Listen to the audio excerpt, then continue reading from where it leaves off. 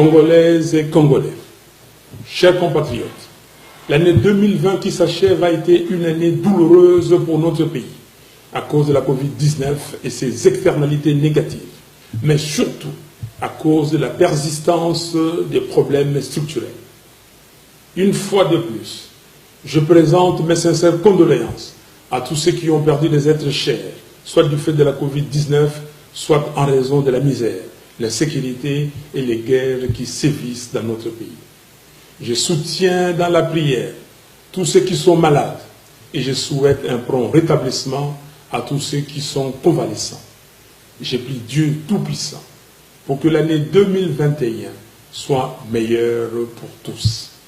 Mes chers compatriotes, face à la théâtralisation de la vie politique observée tout au long de ces 2 dernières années, permettez-moi de rappeler brièvement la mission du service public et l'essence de l'engagement politique. En effet, le service public vise ni plus ni moins la satisfaction de l'intérêt général et l'engagement politique y rattaché doit être conçu comme un sacrifice au nom de l'intérêt supérieur de la nation. Le fondement même de cet engagement, c'est le pacte social noué avec le souverain primaire, auprès duquel on obtient un mandat en bonne et due forme, de manière à améliorer son vécu quotidien et lui donner la chance de rêver dans son propre pays. Cela implique, de la part de l'homme ou de la femme politique engagée, non seulement des aptitudes, du caractère, de la rigueur et de la discipline, mais également l'oubli de soi et un sens élevé du bien commun. Mes chers compatriotes, si je me suis engagé en politique après une carrière professionnelle accomplie, c'est avant tout par patriotisme et sens du devoir, avec l'idée forte d'apporter ma modeste contribution au développement de mon pays. C'est aussi et surtout parce que j'aime mon pays et mon peuple. Je crois en la méritocratie et je crois en l'expertise pour résoudre le problème multidimensionnel et complexe auquel fait face notre pays. Car, in fine, c'est bien de cela qu'il s'agit. Apporter des solutions concrètes aux problèmes quotidiens de la population congolaise. Mes chers compatriotes, en toute franchise, avez-vous aujourd'hui l'impression que vos conditions de vie s'améliorent? Existe-t-il réellement un pacte social conclu entre vous et ceux qui se sont imposés comme dirigeants? Est-ce que vous pouvez véritablement regarder vos enfants dans les yeux avec la certitude qu'ils auront accès à plus d'opportunités demain? Est-ce que le système éducatif de votre pays est plus au sérieux par l'État? Au vu de massacres qui se multiplient particulièrement dans la partie est de notre pays, vous sentez-vous réellement en sécurité dans votre propre pays? En cette fin d'année, chacun de vous, chers compatriotes, doit pouvoir se poser ces questions, loin des considérations et passions partisanes, mais dans un esprit patriotique. La question fondamentale étant celle de savoir, 60 ans après son indépendance, où va notre pays? Mes chers compatriotes, le développement ne se nourrit pas de slogans. La croissance économique ne s'appuie pas sur des promesses. Le taux du franc congolais sur le marché d'échange ne s'ajuste pas en fonction des déclarations de bonnes intentions. L'effectivité de la gratuité de l'enseignement ne se décrète pas. Elle se planifie et elle se vit. La lutte contre la corruption n'est pas la mise aux arrêts de manière théâtrale de quelques individus pour jouer sur la perception. En somme, la bonne gouvernance est une affaire de substance. Car on ne bâtit pas une nation forte sur le mensonge et du superficiel. Si l'on se réfère purement aux chiffres et que l'on se base sur les données empiriques, la situation de notre pays s'est encore considérablement dégradée durant les 2 dernières années. À l'heure où je vous parle, la RDC est presque en cessation de paiement. Autrement dit, le pays n'a pas d'argent pour payer ses créanciers, internes et externes. Et surtout, il est incapable de réaliser des investissements productifs. Les niveaux des réserves de change de la Banque centrale ne représentent que 2 semaines d'importation de biens et services. Curieusement, au même moment, on observe des dépassements budgétaires dans toutes les institutions.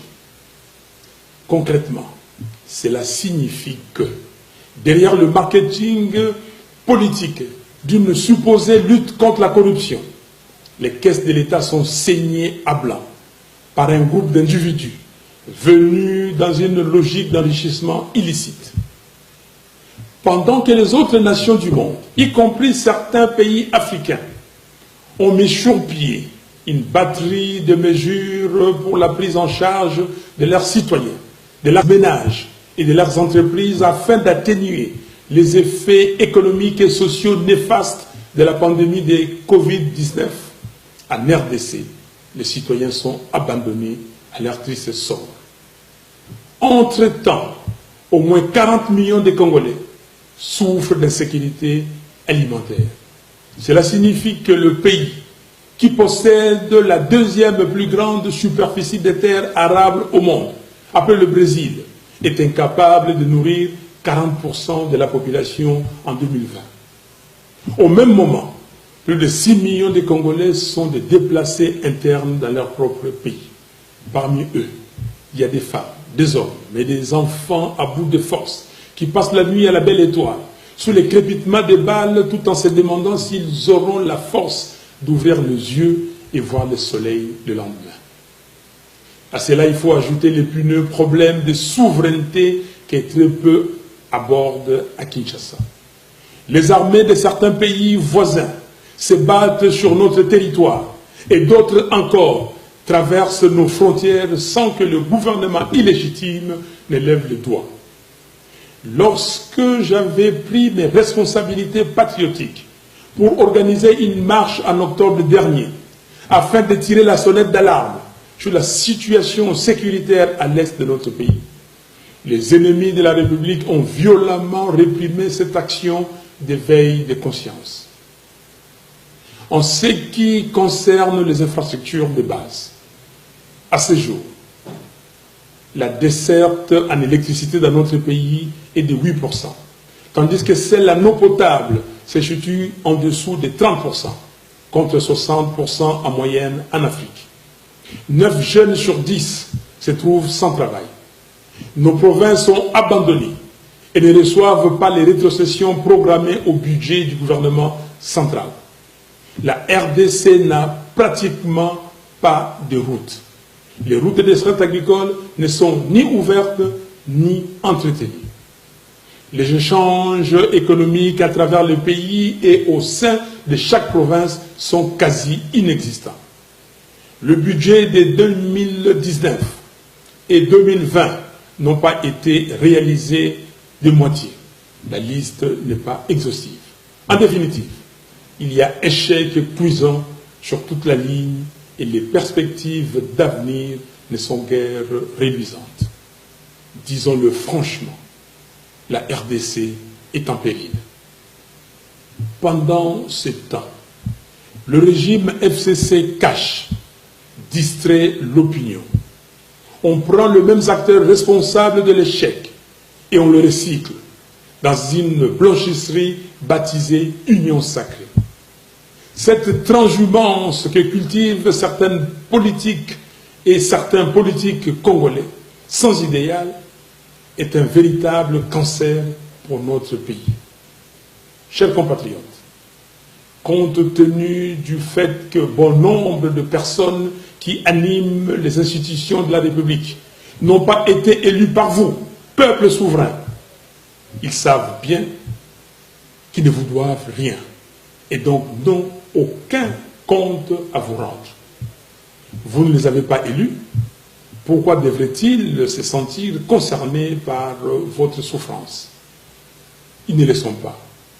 Ils vont continuer à vous faire des promesses creuses tout en saignant les finances de l'État. Ils continueront à vous parler de l'État de droit tout en violant la Constitution et les lois de la République. Ils poursuivront l'œuvre des transgressions des principes les plus élémentaires de la morale, particulièrement chrétienne, tout en invoquant Dieu, la Bible, entre leurs mains. Les codes des interdits et l'essence du devoir ont disparu. La raison semble avoir quitté la maison Congo. Ce qui est plus regrettable, c'est la caution que leur apportent certains acteurs de la communauté internationale, qui ne semblent point tirer les enseignements des erreurs du passé. Ces représentants des vieilles démocraties et d'états de droit sont désormais ambigus et même devenus aphones quand il s'agit de défendre le principe que leur pays prône. D'aucuns sont même allés jusqu'à soutenir publiquement les faits flagrants de corruption observés récemment à l'Assemblée nationale. Nous condamnons cette politique de 2 poids 2 mesures et exigeons le respect de la part de certains de nos partenaires extérieurs. C'est ici l'occasion pour nous de rappeler à chacune et à chacun de vous que les membres du FCC cash sont les acteurs responsables de l'état morbide actuel du pays. Et tant que ceux-là même qui se sont caractérisés par les antivaleurs porteront la destinée de notre pays, il est illusoire de penser que le quotidien du Congolais pourra s'améliorer. Mes chers compatriotes, nous avons besoin d'hommes et de femmes politiques en symbiose avec le peuple, qui vont mettre fin à l'absence de l'autorité de l'État. Nous avons besoin de personnes courageuses, notamment dans les dossiers actuellement étouffés, tels que l'érection irrégulière et dangereuse de Minembwe en commune rurale, l'invasion de la partie est de notre pays par les armées de certains pays voisins, le projet de balkanisation de la partie orientale de la RDC, notre beau pays, ainsi que les pillages de nos ressources naturelles. Nous avons besoin d'hommes et de femmes politiques qui n'auront pas peur de soutenir publiquement et d'appuyer les combats que mène le docteur Denis Mukwege pour l'exhumation du rapport Mapping, ainsi que l'instauration d'un tribunal pénal international pour la RDC. Il nous faut une justice impartiale qui fonctionne pour tous et qui s'active en toute indépendance pour mettre fin au règne de la corruption, de l'impunité et de l'arbitraire.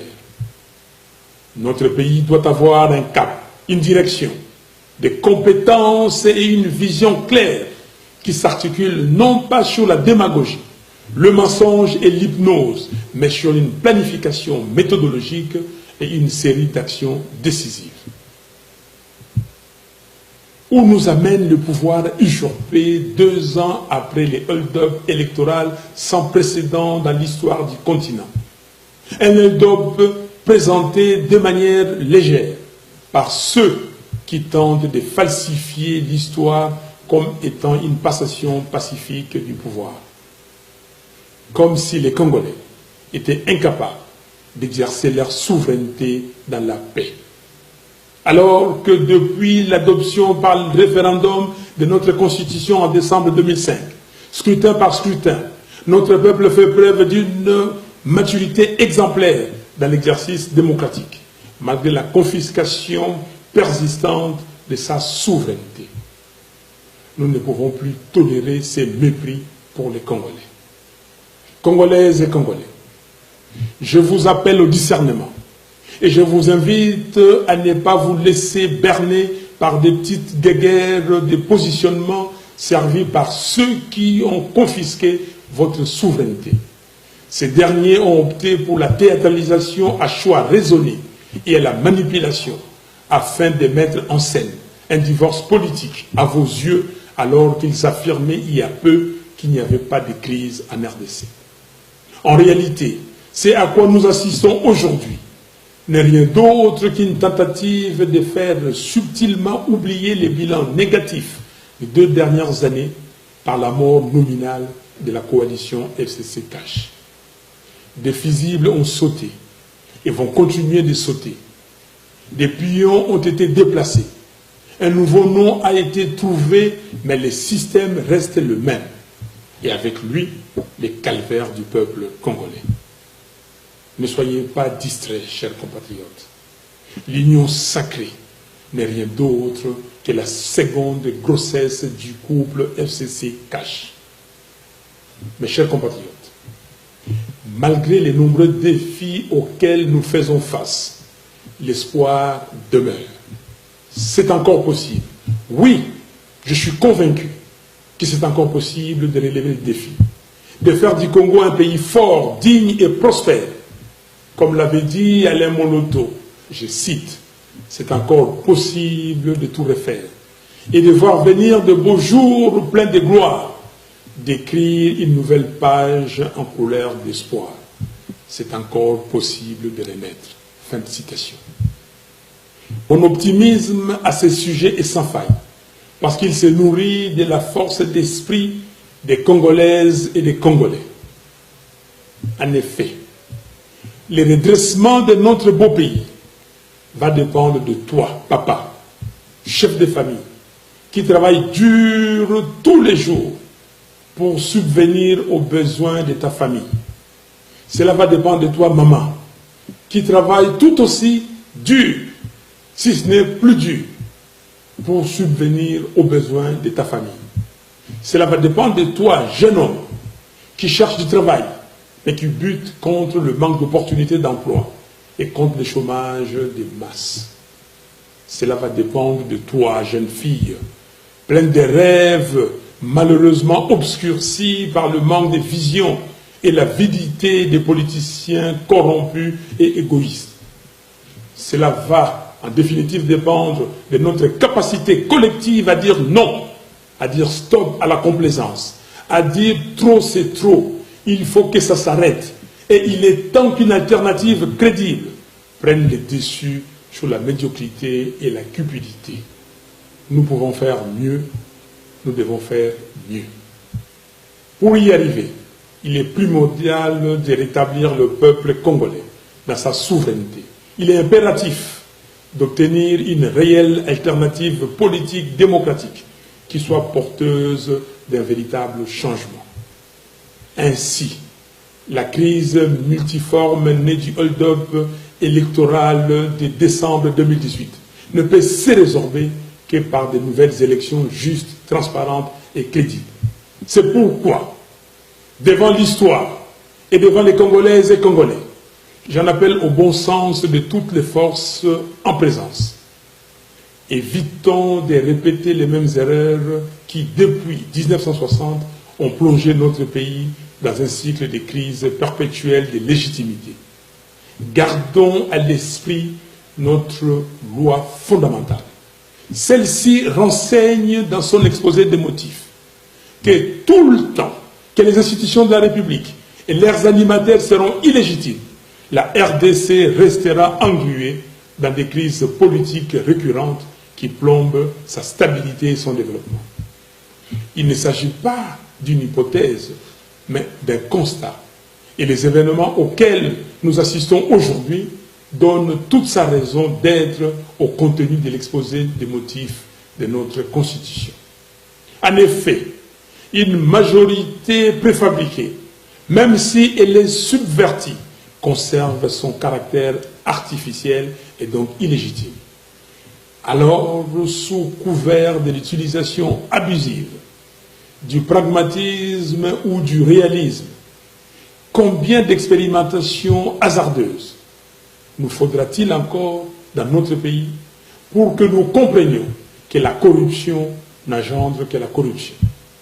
C'est pourquoi j'insiste sur ma proposition de sortie des crises, de manière à ce que nous puissions entreprendre des réformes institutionnelles profondes et consensuelles entre les parties prenantes, sous les bons offices des leaders religieux congolais, avec l'accompagnement de la CIRGL, la SADC, la CEAC, l'Union africaine ainsi que les Nations unies.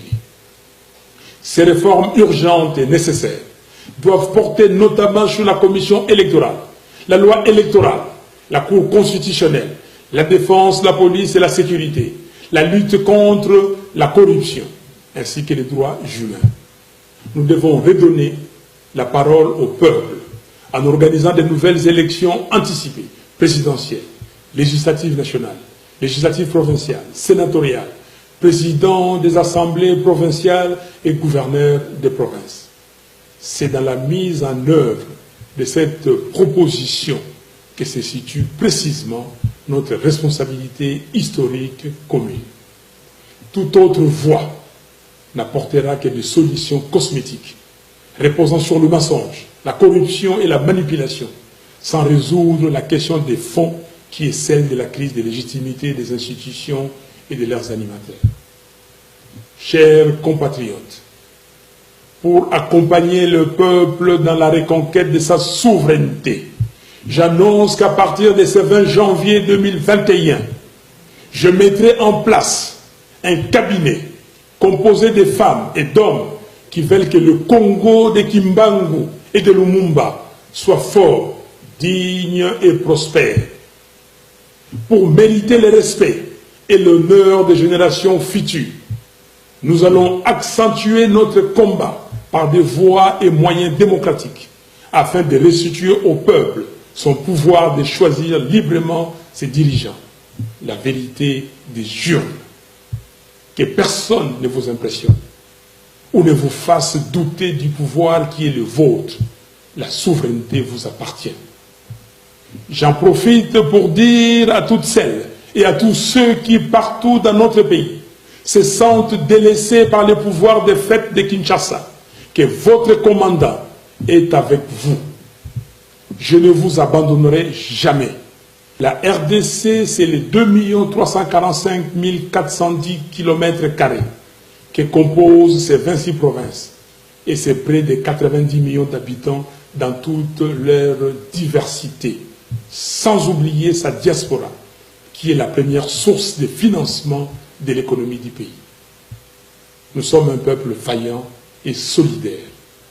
C'est dans cet esprit de solidarité que j'avais prévu de passer la fête de Noël à Lissala, dans la province de la Mongala, comme je l'avais fait l'année dernière à Beni, dans la province du Nord Kivu. Mais mon voyage de Mbandaka, Boende et Lissala a été reporté. Je serai avec vous, mes frères et sœurs de Kinshasa et des provinces, tout au long de l'année 2021. Congolaises et Congolais, chers compatriotes, disons adieu à l'année 2020, année de la Covid-19, des massacres à l'Est, des misères, des souffrances, des corruptions, des vols, d'insécurité et des chaos institutionnels. À vous que Dieu a préservé et à qui il a donné la vitalité pour être des acteurs privilégiés du changement de notre pays. Je vous présente mes vœux le plus sincère d'espoir, de bonheur, de santé, de paix et de prospérité pour l'année 2021. Pour terminer, j'aimerais vous rappeler, chers compatriotes, que si l'histoire de notre pays nous a légué un héritage, c'est l'unité nationale. Conservons-le précieusement.